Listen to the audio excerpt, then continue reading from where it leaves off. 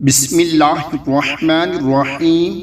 حضرت عبداللہ بن عباس رضی اللہ تعالی عنہ فرماتے ہیں کہ نبی اکرم صلی اللہ علیہ وآلہ وسلم نے ارشاد فرمایا، جب تو فجر کی نماز پڑھا کرے تو اپنی دنیا کے لیے 3 مرتبہ یہ پڑھ لیا کر: سبحان اللہ العظیم وبحمدہ ولا حول ولا قوة الا باللہ۔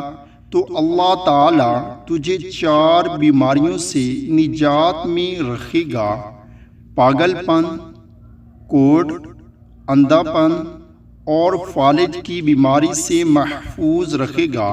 پھر اپنی آخرت کے لیے یہ دعا پڑھ لیا کر: اللہ تعالی ہم سب کو بھی اس پر عمل کرنے کی توفیق عطا فرمائے، آمین۔